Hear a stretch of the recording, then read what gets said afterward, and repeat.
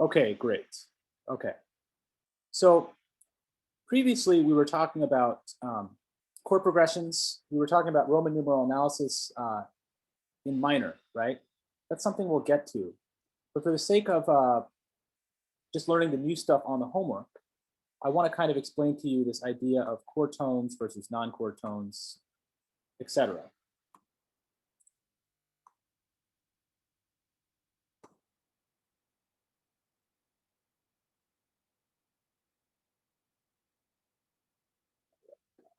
Sorry, it's just the 1C notebook, and I made a lot of articles for it, and there's too much stuff here.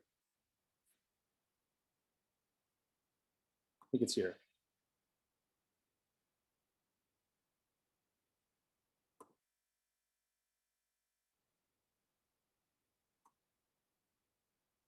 Okay, I think this is what's on your notebook, okay? So the idea, and I don't have a keyboard to actually play this stuff with me today, for you today, but the idea is that there are certain, if you take Roman numeral analysis and you have a piece of music, for instance, and you have, let's say in this particular case, you have the melody for Twinkle, Twinkle, Little Star. What you could do is you could analyze the notes of, basically you could think about, first of all, let's say you're given a chord, let's say you're given chords underneath the melody, right? So you have these particular chords and you have this melody right here. What you could do is you could actually analyze the notes of the melody against the notes in the chord. And the simplest way you can do that is if the note of the melody matches the note of the chord, it's a chord tone. If the note of the melody doesn't match the note of the chord, then it's a non-chord tone. So that's simple enough, right? That's pretty obvious. So it's interesting, if you look at certain songs, you'll find, so if with certain songs, you'll find that chord tones generally make up most of the notes in the song, right? And so in this particular situation, this melody right here, you have chord tones that match with the chords below them, right? And these are the chords that are given. Right? So great stuff. Now, in this particular case, this is Do a Deer, if you remember that song. Do a deer, a female deer, Ray, a drop of golden sun, right? That's from Sound of Music. So in this particular situation, you could see how certain notes of the melody don't actually conform to the notes of the chord, right? So you have this C, which is part of the C major triad, and you have this D, which is not part of the C major triad, and you have this E, which is part of the C major triad, and this E is a chord tone, right? And so is this C. So you can actually create a little bit of variety by introducing notes that aren't chord tones in your melody, but you don't have to. So I guess the basic idea of the assignment is, let's say you're given a C major chord, right? You have to harmonize the following chord with a melody. So you're given a C major chord. So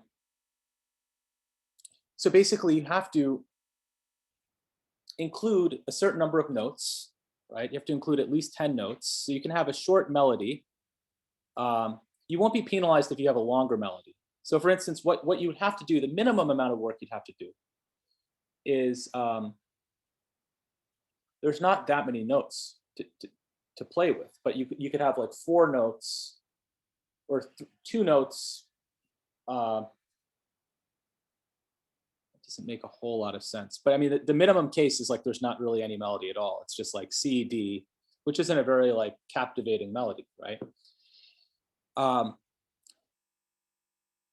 And so like 1 point for the note, 1 point for the label. But ultimately what I'd like you to do is actually get a little bit more expansive with it. Like honestly, everyone will get 20 easy points here, but the idea is actually experiment with creating melodies that are a little more expansive in nature and labeling the melodies with the correct annotations of whether they're chord tones or non-chord tones. So for instance, if you're given a situation where you have a C major triad, right? So you have the C major triad in the left hand. Okay. And, you know, for instance, you could have these notes right here.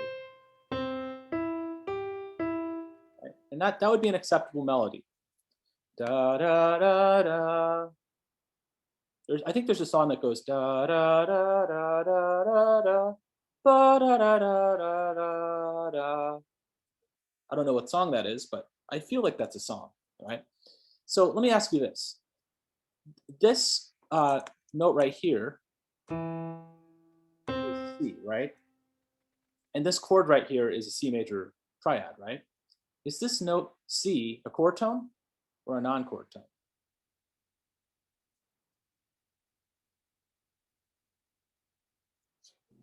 Chord tone? Chord tone, absolutely. And how about this one? This note E. Also a chord tone. Also a chord tone. And then this note right here, Chord tone. chord tone. And how about this one?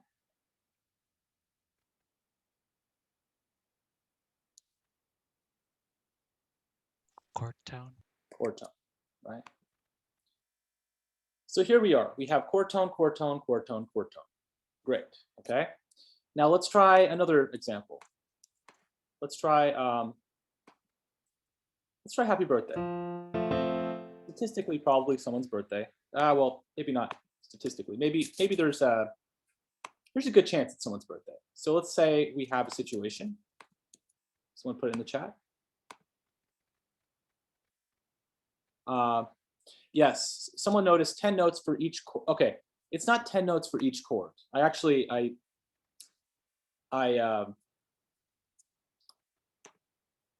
It's actually 10 notes total. So that doesn't make a whole lot of sense now that I think about it. So basically you have to have a 2-note melody for every measure, and you have to have a 3-note or a 4-note melody for some of the measures. So it's not 10 for each measure. It's 10 total. So you have to include at least 10 notes for all, distributed among all of these 4 chords, which is actually the opposite. It's the opposite of cramped, but it's also not ideal. So what I'd recommend you do, just to go a little bit above and beyond, is actually create melodies that actually exceed the scope of 10 notes total, right? Maybe you can have a 5-note melody here, a 4-note melody here, a 6-note melody here, a 7-note melody here, something like that, right? You're going to get to 20 points total almost guaranteed, right? Because basically if you go above and beyond, you'll get credit for all the notes that you successfully get, and you won't get penalized for any of the notes that you incorrectly get. I've told the TAs that. So just the idea is to expand yourself a little bit. And if you're trying to imagine a melody in F major, let's start with Happy Birthday. So let me put on a time signature. And I'll do 3/4. Happy Birthday's in 3/4. And Happy Birthday actually has a pickup bar, meaning Happy Birthday actually starts on beat 3. Okay, so beat 3, we have this. We have a dotted, basically a dotted 8th note to 16th note. 1, 2, happy, and then we have the melody itself. Right, and then we have this thing.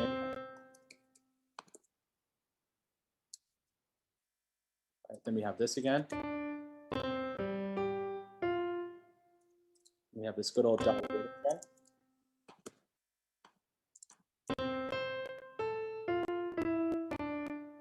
And then we have this dotted rhythm again, which just because it's annoying to type in, I'm just going to copy and paste the rhythm. Right? And then we have, now if I were formatting this for your homework, for instance, I'd format this in a way where it's logical how many bars are per system, right? So for instance, I would probably do something like this, where, oh geez, it doesn't like that. It's probably not good that I have this pickup measure represented like this. So let me actually create a,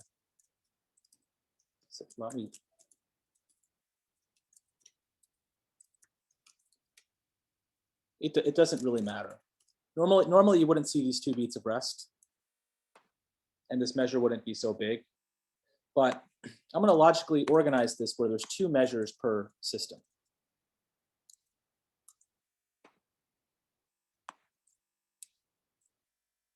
Or I could do it where it's four measures per system.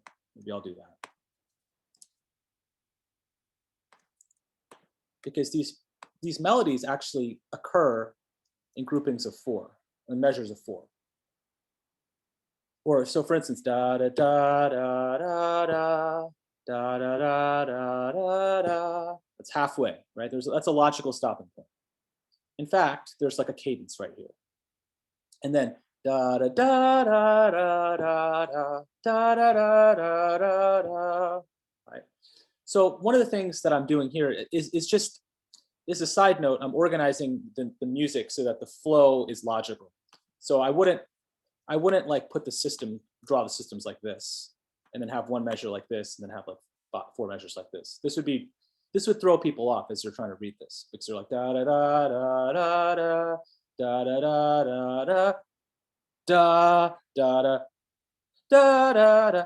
So legibility is a really important thing, especially if you're giving music to people and they've never seen the music before. It's and you don't have much time to rehearse. It's a good idea to be as to make the music as digestible as you possibly can. So anyway, I'm going to draw in the chords for this particular one interpretation for the chords. So I have this F major triad. I have this C dominant 7th triad. In fact, let me ask you. Well, I already did it. And then I have this chord right here, same thing, C dominant 7, back to F, then F, and then a B flat major. And then I have an F major with the C dominant 7th. So I guess I can do it 2 ways. I can annotate this 2 different ways. I'll annotate it with the chord symbols, which is like so. This is an F major triad. This is a C dominant to 7. This is a C dominant 7. And what is this?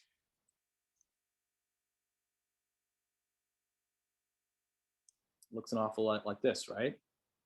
So it's an F major chord. We have an F major chord here. And what do we have here?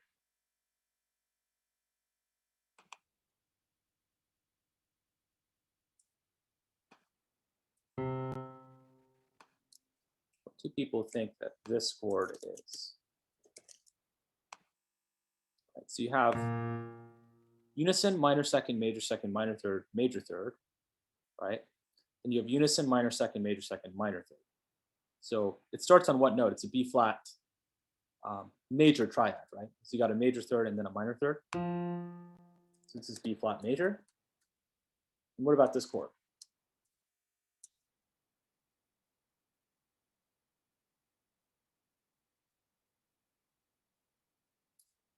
Anyone have any ideas?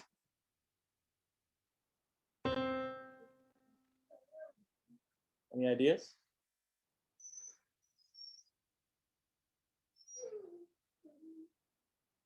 Someone say something. Is that an F major? Exactly. Very good. Okay, so you have F major triad, and then what do we have here?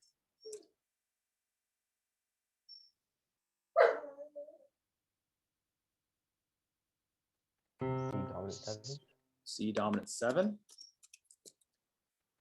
Okay, and then what do we have?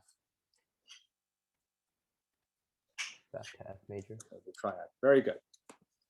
Okay, so these are basically the chords in isolation, right? Like thought of as separate entities, right? These are just, at this particular moment, you have an F chord. At this particular moment, you have a C dominant 7 chord, C dominant 7 chord. Now, one of the points of Roman numeral analysis is to functionalize all this stuff, is to expose the functional relationships. So for instance, what's the one chord, right? Is it this? Is it this? Is it this? Well, we're actually in the key of F major. So the one chord will be this F major chord right here.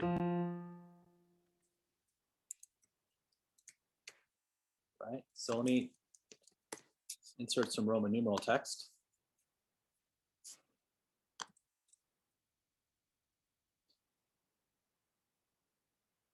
Okay, Command Shift R.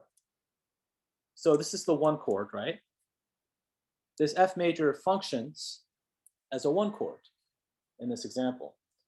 Now, what about the C dominant 7? What does this function as in terms of Roman numeral analysis? What is C in the key of F? Like, what is the scale degree C? If we're in the key, if we're looking at an F major scale, right? What is the note C in the F major scale? The fifth. The fifth, right? So that gives you the Roman component of the Roman numeral, right? And then the inversion, you can see that it's all in root position, right? It's just there. We haven't talked about inversions of seventh chords yet, but you can actually, believe it or not, you can actually flip these chords as well. But for now, you see a nice steady snowman, and it's a 5/7, right? This would be the same as the previous one, right? And then how about this?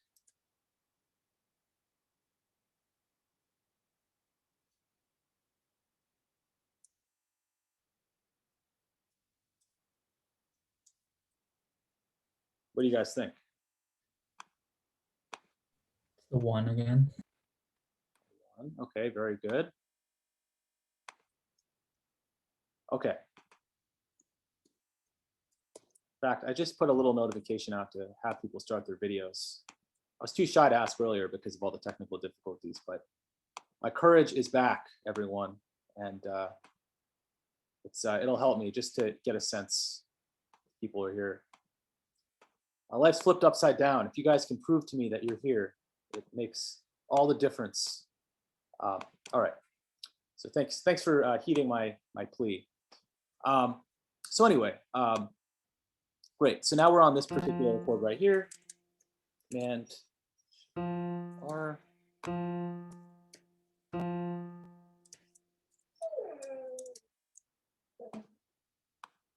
1 second. My keyboard shortcuts are different on my desktop, my laptop. So then after that, we're back to a one chord here, right? And then what do we have here?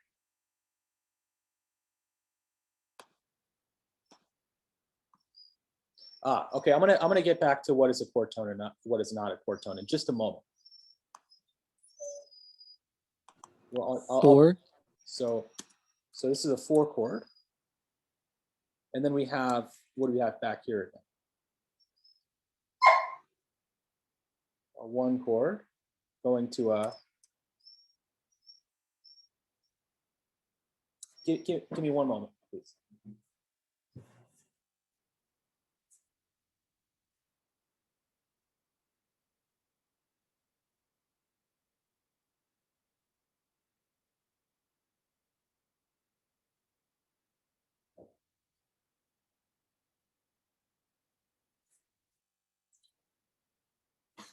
Okay, so what do we have here?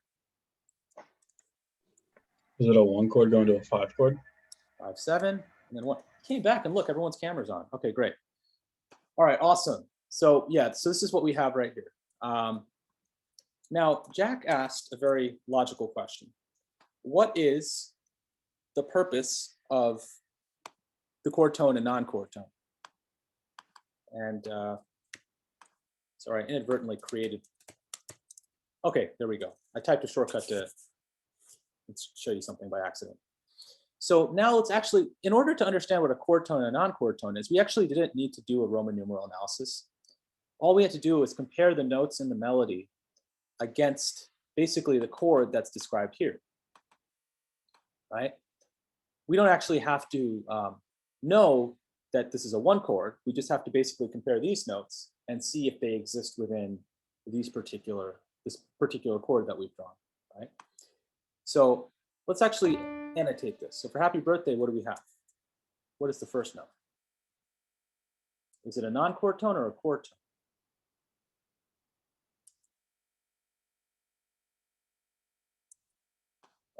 Sorry, my screen real estate is On. really small, so I can't have the chat open very often.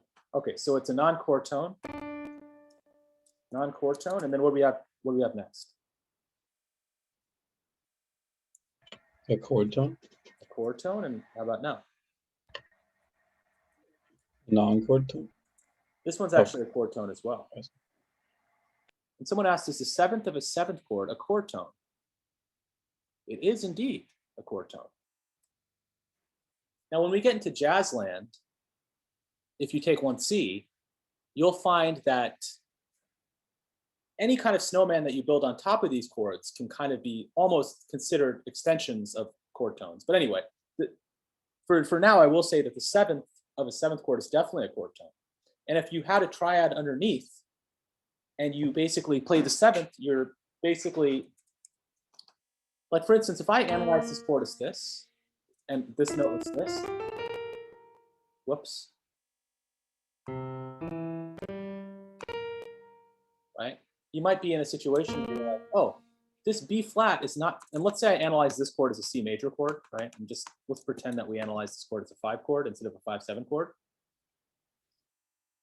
This B flat, basically what you probably want to do is, since you can kind of see that there's a snowman relationship, you probably should have described this chord as a 5/7 chord to begin with, right? That makes sense? Meaning like, if you have a situation where you have a note that could fit into a snowman, like if you could extend the snowman by making the triad a 7th chord, and the note that you're analyzing could fit into that chord if you analyze it that way, then you should basically describe the chord with that note in it, is basically what I'm saying. So when you're analyzing an entire passage, if you're analyzing a particular instance of time in music, I would analyze the melody note as part of the chord at that given time. But that's not the situation we have at this particular junction.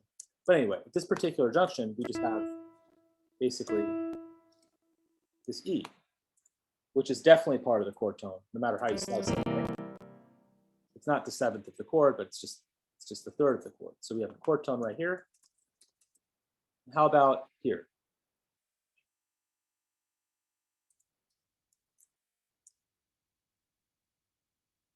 Chord tones, right? Okay, and then what do we have here? Non-chord tone, chord tone, Chord tone.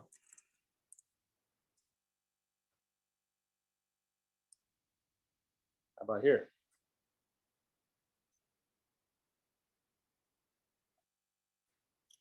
Well, Chord tone. chord tone. chord tone, yeah. You know what? I might put this in panorama view so that you can see the clefs at the same time. It might be a little difficult for you to see that this is still bass clef. Right? So this is chord tone. And then what do we have here? Chord tone. Chord tone. And how about here? Chord tone. Chord tone, chord tone, chord tone. Chord tone, chord tone, chord tone. So importantly, keep in mind how these particular analyses that we're performing are in the context of the individual chord at that moment. It's not being analyzed in terms of the entire scale that we're dealing with. It's being analyzed in terms of the specific chord that we're dealing with. So it's the scope of the chord, if that makes sense. So if there are like, oh, sorry. If there are 2 chords in the bass, how would we determine if it's a chord tone or not a chord tone? Is it just like the that's a good question. like, is it paired with a chord that's just being placed? Exactly. Like, You pair it with the chord that that's placed right beneath it. So like, okay, for instance, yeah. So, and then, so this chord right here coincides with the chord tone, right? Chord tone, chord tone. And then how about this one?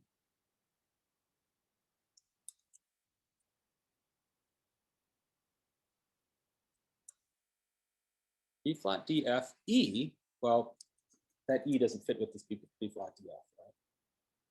And then how about here?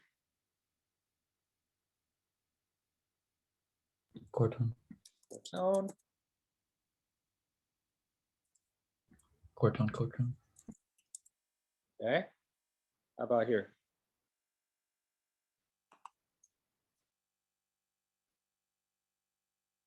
Chord tone, chord tone, Chord tone, chord tone, chord tone, chord tone. So here's the thing. Chord tones are like easy choices to use, but non-chord tones create some spice in life, you know? And interestingly, non-chord tones positioned in specific parts of the measure actually create some tension. Non-chord tones in general create tension, right?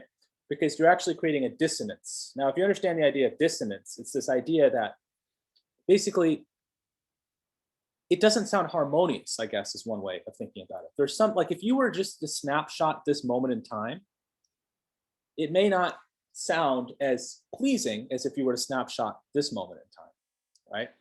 There's this kind of unfinished business. It's like you're in a movie and you're you know how movies basically have exposition and then there's like kind of a conflict and then there's resolution, right? This is kind of the conflict part of the movie. This is like where you're like, oh no, Aladdin really messed up. And this is like, oh, good for Aladdin. You know, you got to be true to yourself, right? So along these lines, you use these to your own power, right? If everything was just a chord tone, it would sound kind of boring because everything is just so predictable. It's just, you know, as much as I hate my situation right now of not having my computer working, there's also like this weird excitement I'm feeling right now. I don't know what it is. I think it's like the analog would be, oh, you know, this is a non-chord tone in my life. You know, like my life is totally like, everything is like falling to bits, but you know, I can't wait till that resolution. Like this is you know, people would pay to see this, right? There's excitement, you know, in the fact, by virtue of the fact that things are a little unsettling, a little off, right? And then by actually sealing the deal, by dramatically resolving, you're actually in a great situation, and it's just that much more attractive, right? So there's another thing going on. Now, if you look at the positions of the beats, remember 3/4, the meter 3/4. I go to 3/4, right? 3/4 basically has 3 beats per measure. And notice how the first beat is accented, right? So actually, from a metric standpoint, just by looking at the time signature, which one is the most significant beat? Is it this beat, or this beat? The first beat. First beat, right? So take a look at what this happy birthday composer does. He actually puts, or they actually put, they put non-chord tones on downbeats. So look at this. Not only do you have this metric kind of, not only do you have this non-chord tone, you're having it on the most important part of the measure. So you're in a situation where if you're the listener, you're like, you're being thrashed around. You know, when you listen to Happy Birthday, I mean, not only is it painful because everyone's singing out of tune, but you know, like, you know, this composer is just thrashing you with all this dissonance left and right, you know? I mean, how could anyone possibly have a happy birthday when they're in a situation where there's just these non-chord tones everywhere and you're just being put in a situation where you're like, well, luckily these non-chord tones resolve to chord tones, right? But it adds that much more heightened excitement by putting these non-chord tones on downbeats because you're like, oh my gosh, I'm expecting this like regular event to happen right here. Instead, I'm being thrashed around with this non-chord tone. So that's very clever writing. Now, you know what's funny?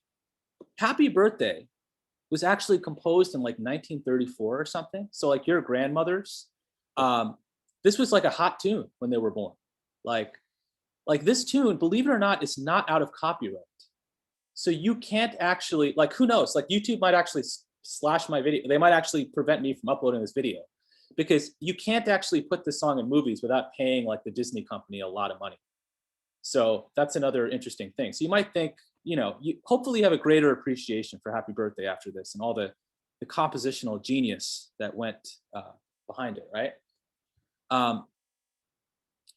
So this is just one kind of angle, right? This is the angle of you're given a chord. This is the easiest way to process chord tones and non-chord tones. You're given the melody and you're given the chord.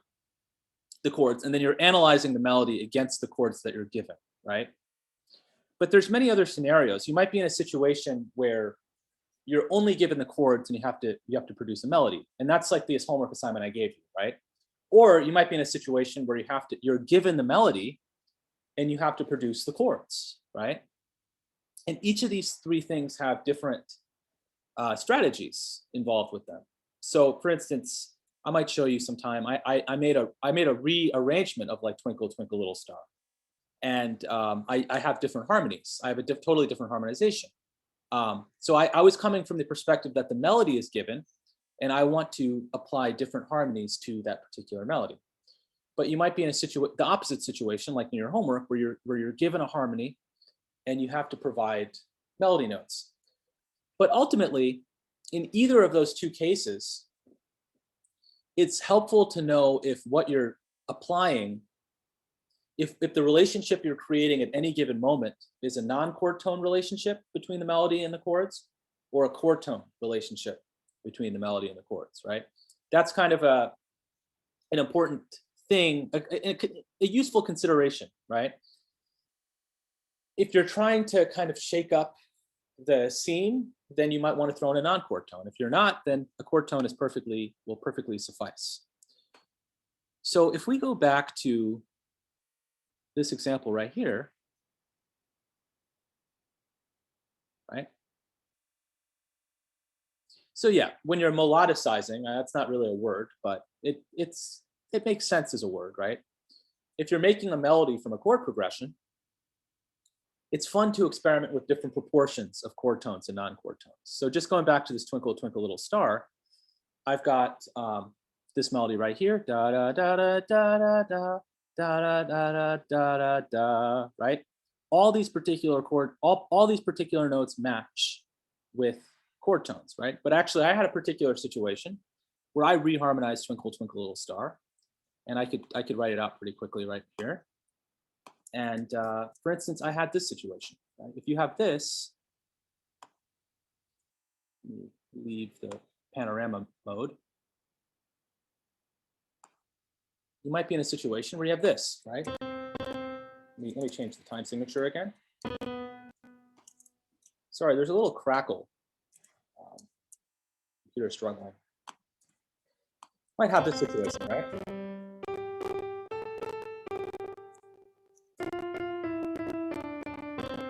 Right? So normally, the way you would represent this is by having something like this. Da, da, da, da, da, da, da, da, da,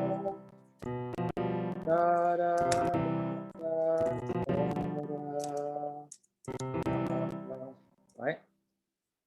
Now let me ask you this. What are these chords? Let's figure out what these chords are. What is the first chord in terms of just in terms of like what its alphabetic spelling is? Like what is it alphabetically known as? What's the bottom note? C major. C major. Very good. It also occurred to me that because my computer speakers are soft, you might be saying something and I might not be hearing you. So don't be afraid to shout out and just cause some Zoom distortion if you are saying something and I didn't hear you or chatting. It's just weird with using my laptop. I'm so used to having my space station desktop. So anyway, so what we have here is what chord are we dealing with here? Now this is useful because this is actually an inversion. So we're studying something relevant to our homework this week. F major. F major, right? So the top of the fourth, one of the methods is just by looking at the top of the fourth, and then here we have, sure enough, it's an F as the top of the fourth, and then it's an F major triad. And what do we have here? Back to C. C major. And I'm just gonna actually put this, sorry for the distortion. I'm gonna put this as, one sec. I'm not echoing, am I? Do I sound okay in terms of sound? Okay, great, thanks. So then what we have here is we have what chord? What's the root? G. Dom. Right? So we have, it's going to be a G something, right? And then we have what? It's basically the only, well, let's figure it out. What is this interval? Unison, minor second, major second, minor third, major third. So we've got a major third here. And then we have unison, minor second, major third, major second, minor third. So we have a major third underneath a minor third. So what is the underlying triad here? We have a major third, minor third. The underlying triad. Any ideas? G major. G major. And I just noticed that this will actually tell you, which I shouldn't have told you. So we have a G major triad, and then after that, we're just going to add a third on top of that. And so we have unison, minor second, minor third. And this third is a minor third. So if you have a major triad with a minor third on top, we are dealing with this dominant seventh quality, right? So this is just G7 to represent a dominant seven. Remember, you don't have to include any other number after that. You just include basically 7. Okay, and when you're doing chord analysis, when you're doing alphabetic chord analysis. And then what do we have here? We have, what do we have here? Back to C. C major, and then what, how about here? Another G7s. G7, exactly, and then we're back to C, right? C. Okay, so basically we have analyzed this chord, this piece, Twinkle, Twinkle, Little Star. And that's great. Now let's actually try to find some cadences, okay? But first, let's do some Roman numeral analysis. In order to do Roman numeral analysis, so that I don't accidentally use the wrong shortcut and add some ledger.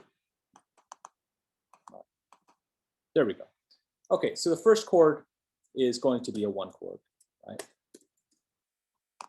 What are we dealing with after that? What is a 4? What is F major in the key of C major? What is F in the key of C major?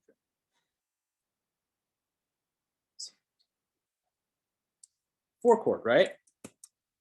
And then we're dealing with, I guess, using the figured bass, we can actually say, what is the figured bass? What is the outside interval?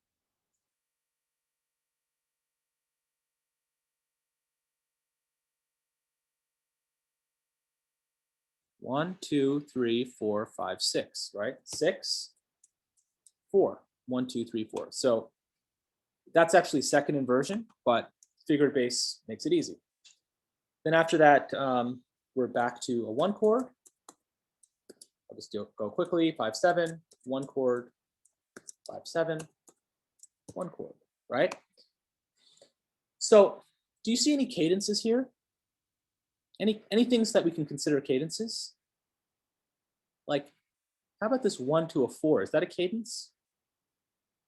No, right? Even though my homework kind of made it seem like it is, it's not, right? A 1 to a 4 chord is not a cadence that we care about.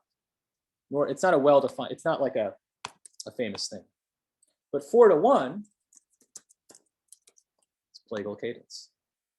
Classic plagal cadence. Right? It looks really ominous in red. I don't know why it came out in red, but how about a 1 to a 5? Authentic. 1 to 5 is actually half. Right? 5 to 1 is authentic.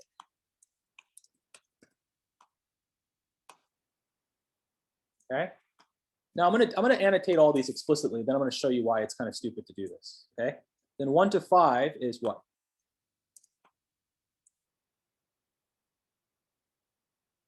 Half. Half. And then 5 to 1 is what? Authentic.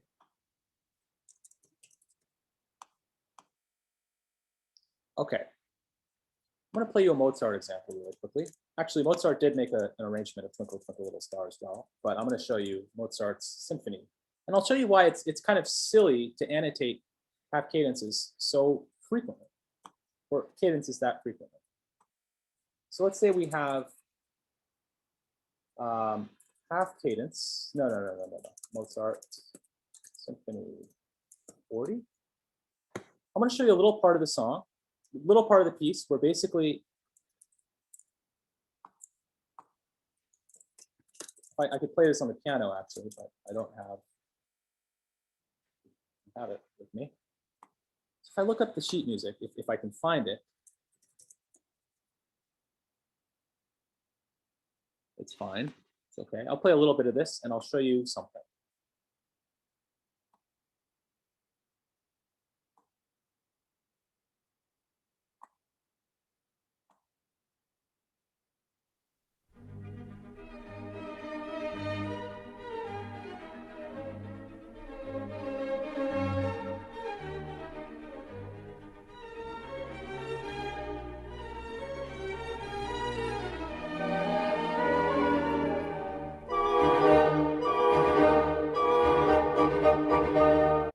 Right, so right there, I'm going to start this over again. I'll follow along with the sheet music. I got lost, to be honest.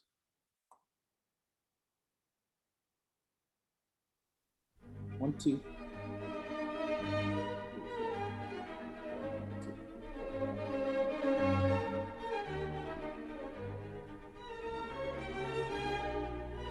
Oh. I know why I got lost, because they didn't include any more pages of notation. That's why I got lost. So as luck would have it, the part of the score that I want to show you is not here on this video. Thanks a lot, editor. Here we go.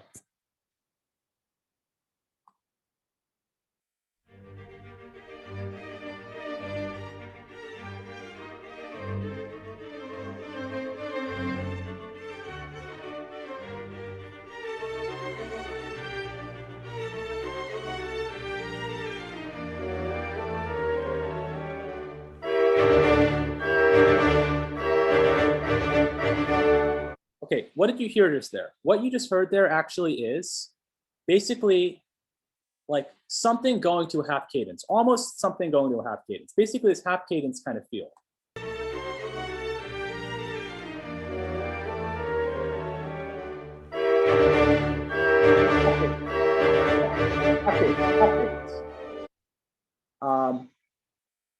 I could write, I mean, it's not quite a half cadence, but it's functioning almost as like a half cadence because it keeps returning to the 5 chord, right?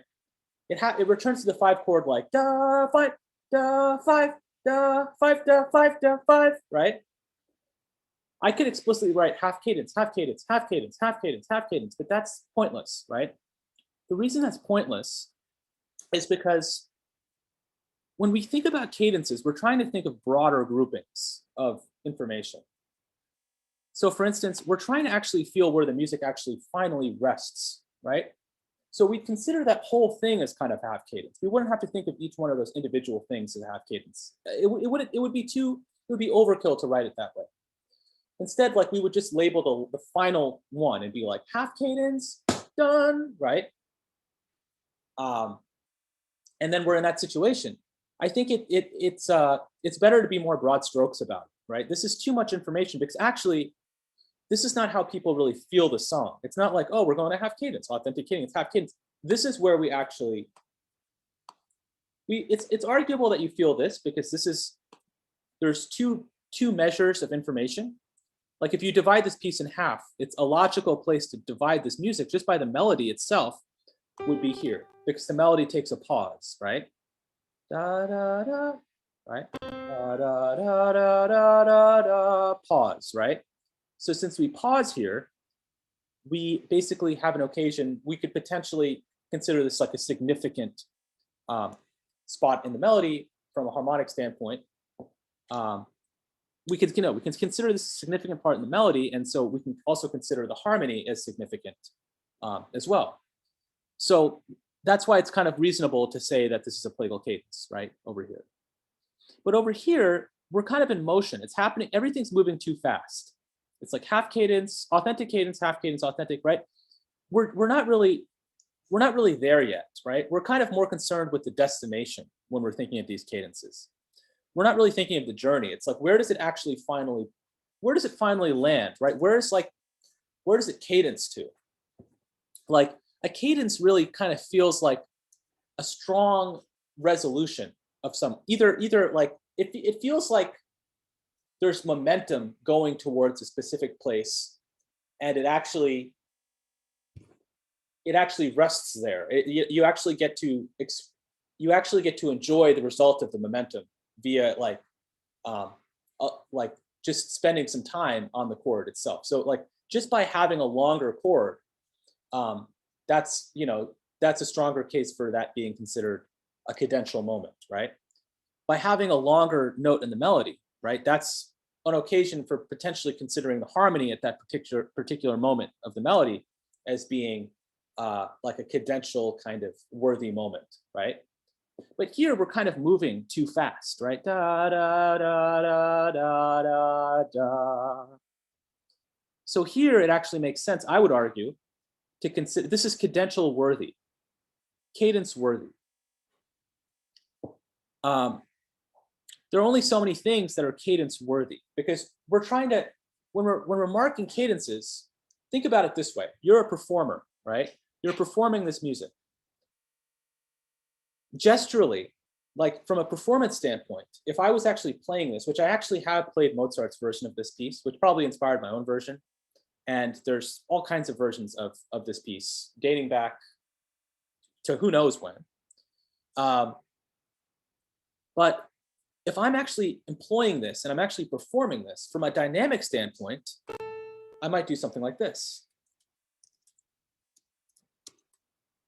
I'm exaggerating, right? Like tension, release, right? There's a specific spot here. It's resting here, right? There's a cadential worthy position at this point in the piece of music. So from a performance standpoint, I want to bring more attention to this. I want to bring attention to the fact that this piece is kind of coming into a specific kind of harmonic territory. The cadence kind of facilitates us coming into that specific harmonic territory. And as a result of it, I'm going to try to express that cadence, that this new harmonic territory with as much expressiveness as I possibly can. So for instance, I want to actually celebrate this arrival. And so I could actually potentially, one choice I could make is I could contrast the 4 chord with the 1 chord. And I could play the 4 chord with a lot of gusto. And then I could play the resolution with a lot of like peacefulness and tranquility, right? So, but whereas here, this is too much in motion. I'm not really trying to draw attention to the fact that this is going back and forth. I wouldn't want to do this. I don't think I would want to do this.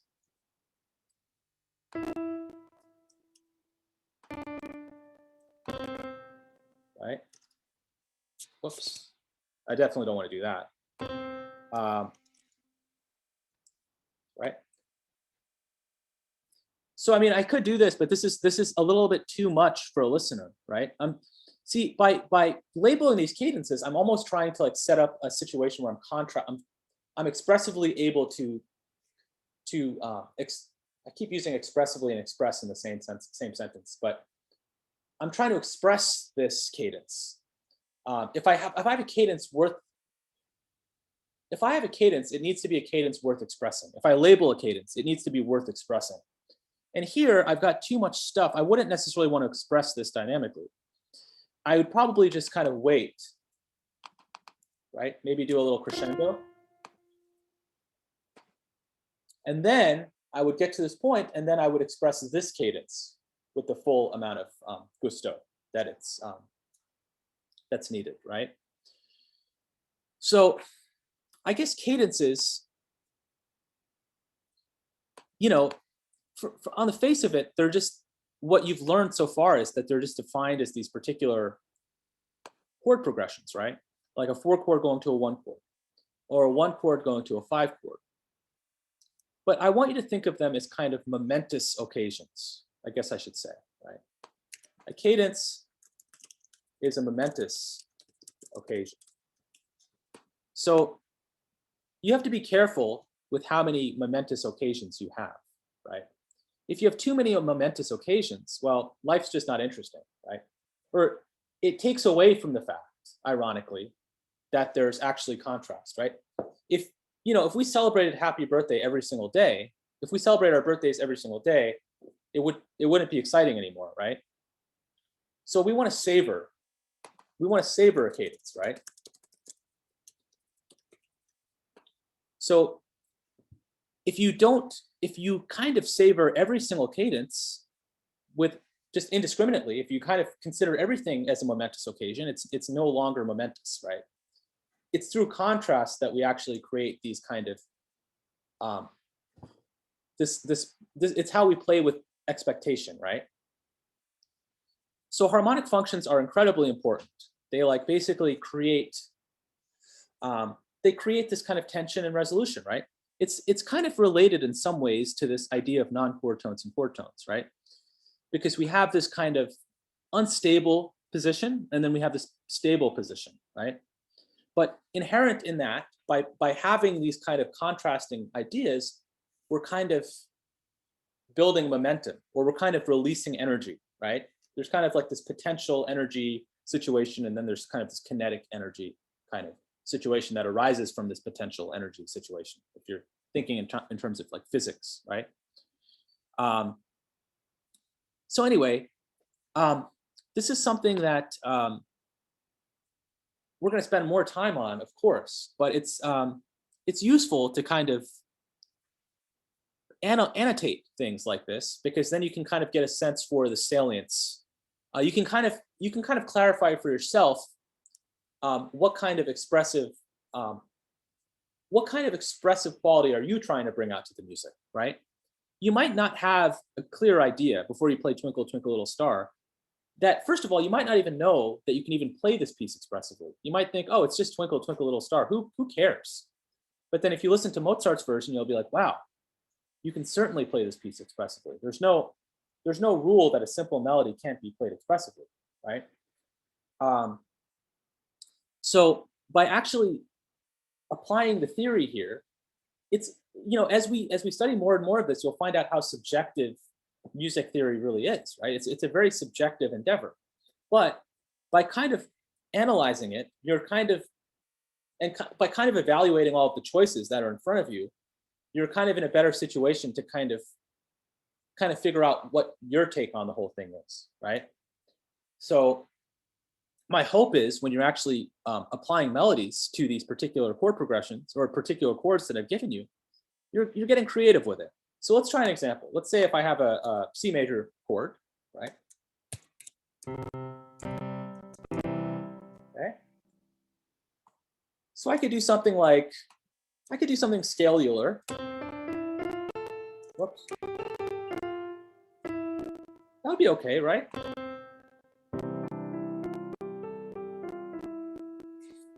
Nothing wrong with that. And basically what I'm doing is every single other melody note is a chord tone, right? It just happens to be that this is a chord tone, this is a non-chord tone, this is a chord tone, this is a non-chord tone, this is a chord tone, non-chord tone, chord tone, non-chord tone, chord tone, right? So that's perfectly fine and dandy, right? So you can alternate chord tones and non-chord tones. That's perfectly fine. In fact, that's actually pretty cool, because then you actually alternate tension and release. But it might be too much, because by actually introducing all of these tense notes, it's almost it's reducing the fact that we're covering tense notes, because it's like we were talking about earlier. These non-chord tones are not as momentous as they would be as if they were sparse, right?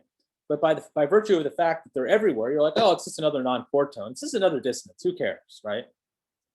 But if we had something like this, in fact, I'm going to save that. If we had something like this, and we did something like,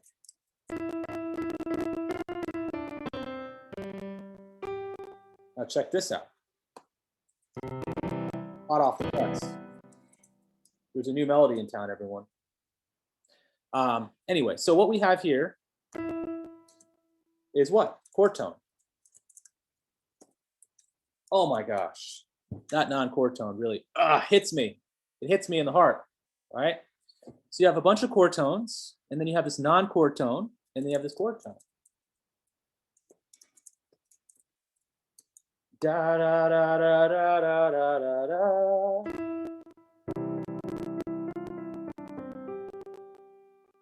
Huh? Right? I think personally, I feel like this melody is a little more interesting than this melody, because we're not just handing out these non-chord tones like candy. We're making the listener work for them. You know, in some ways, there's like this weird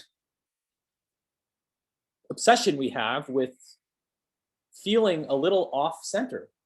It's like we might be slightly masochistic by wanting Aladdin to kind of mess up. And then we're like, okay, well, now that Aladdin messed up, he can really, you know, now we can really move, we can make some progress here. Similarly, like as listeners, we kind of like, we just enjoy this non-chord tone. We like the fact that it's just dissonant, and we strive for it, you know? It's like Jerry Seinfeld said, comedy, the basis of comedy is irritation.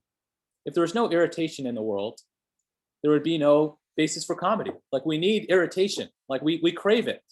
It's like so bizarre. It's like so masochistic to think that, but there's some corollary to music, right? So similarly, we have to strategically place these irritations. We have to strategically place these dissonances so that we actually have a better platform to create interesting melodies, right? So what I would do is I would play around with their melodies. Like I wouldn't just, you know, truth be told, you could phone this assignment in quite easily, right? You could literally, but the advantage of not doing that is you have TAs who are actually, you know, grading this, and also it's exciting to experiment with these different modalities. So, you know, for instance, one of the measures, you could try something where you're alternating all the time. The other measure, you could try something where you basically have a stasis of chord tones, and then you have alternating non-chord tones and chord tones, right? You could play with both scenarios. You could even change the durations, right? You don't have to have a stream of eighth notes. You might do something like this, where you have a half note, and then you have a string of eighth notes, right? That's fine to do too. There's nothing saying that you can't do that, right? But I would experiment with having fun with this, because, you know, you might. Now here's the thing. You know, Stravinsky famously, this is an oxymoron, just like many things that we've studied in music. It's just very ironic that we would find irritation or annoyance pleasing, right? By contrast, it is.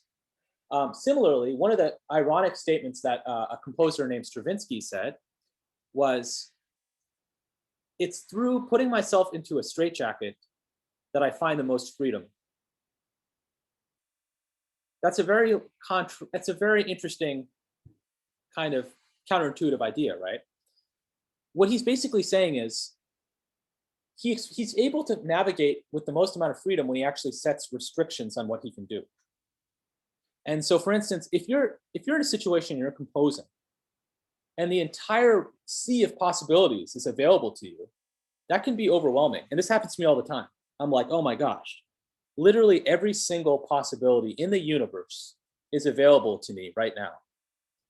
And I feel like I'm going to suffocate from the possibilities, right? Whereas if you kind of limit what you're available to use, and you can be artful within the constraints, you're actually not only making your life easier, but you're actually making something more cohesive as a result. And you're making a lot from a little.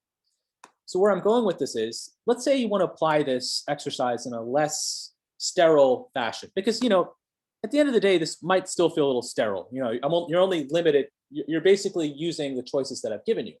But if you want to expand on that a little bit, you could kind of maybe preconceive a chord progression ahead of time. Maybe you could have a chord progression like the 1 chord, going to a minor 3 chord, going to a 4 chord, going to a 5 chord, right? So let's say I have that situation. We're in C major. I have a 1 chord.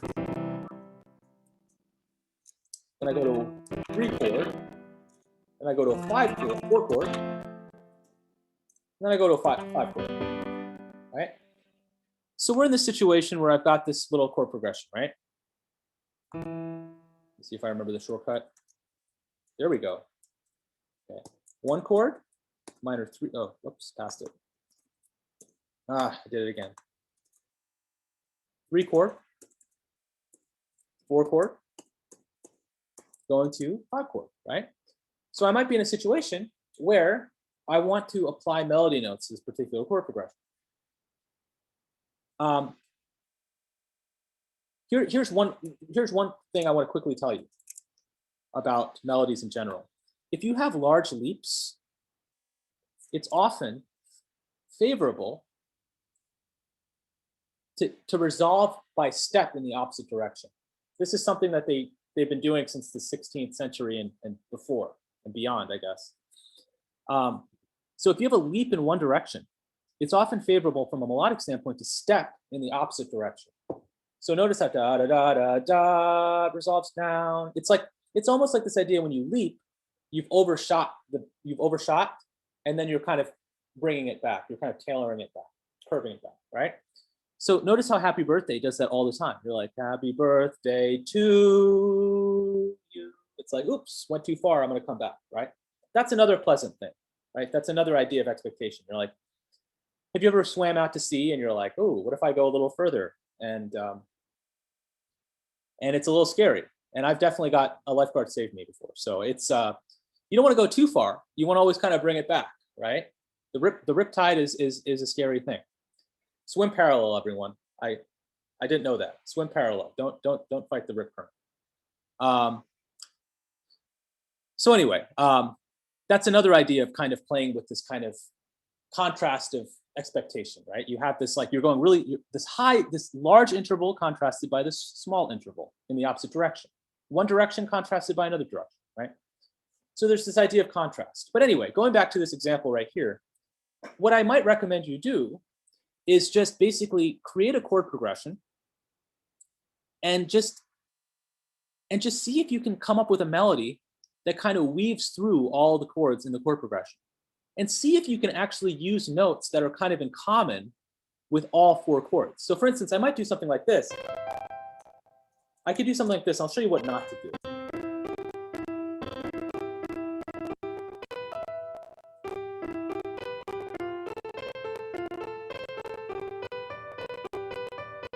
This is not a very interesting melody. For one, I'm not really using notes in common. I'm not weaving together a melody from one chord into the next chord. I'm kind of like just randomly going through the different chord tones, right? So if I could use a melody note that's shared between the 1 chord and the 3 chord, that's a great thing to try to do. So for instance, check this out. So if I have this E, this note E is a chord tone in this chord, but guess what? This note E is also a chord tone in this chord. So have you ever heard songs that go like da da da da da da da da da da da da da or something like that, where they're just kind of staying on one note? One of the reasons those songs kind of sound good sometimes, no, the songs always sound good, I would say. Well, I'm open-minded, extremely open-minded. But one of the reasons those sounds possibly sound as good as they do is because the note stays the same, the melody note stays the same, but then the chords change underneath them, right? So like, for instance, like there's that song like Blank Space. Is it Taylor Swift? Da, da, da, da, da, da. No, that's Sunflower. Da, da, da, da, da, da, da. There's so many songs that do this, right? The idea is you have a melody note, and then you change the chord, but the melody note is still the same note, but it just functions as a different note in the next chord, right?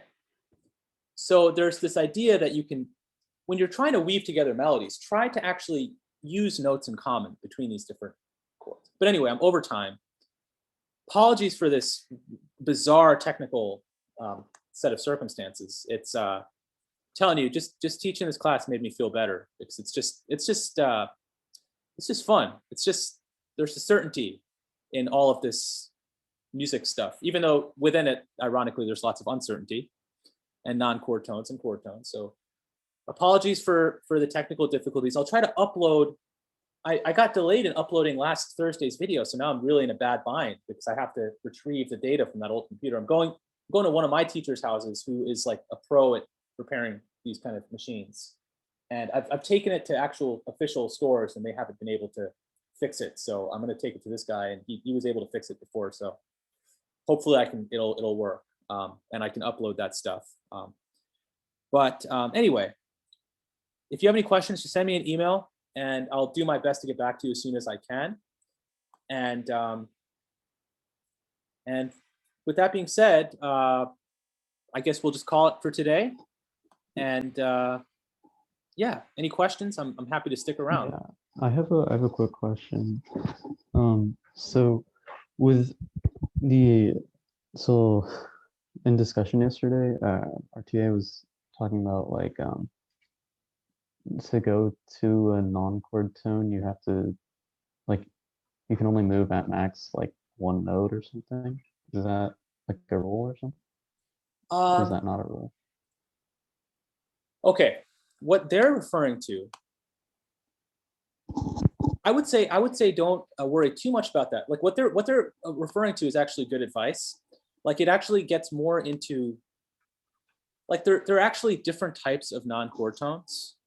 That's something that like eventually you guys will learn about. Like there's different names, like there's neighbor tones, there's lower. You can identify these chord tones as different in different ways.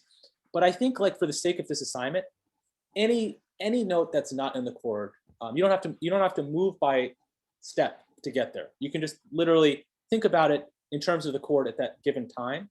It can be a chord tone or a non-chord tone. Okay. Yeah. Thank you. Of course.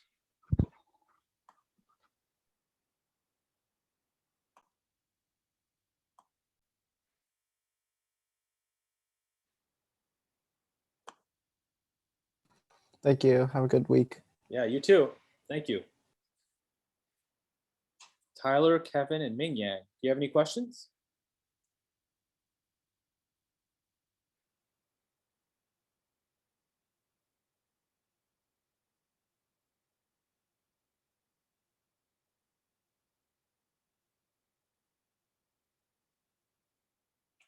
All right, I'm going to assume that you don't, and I'm going to take off, but see you soon.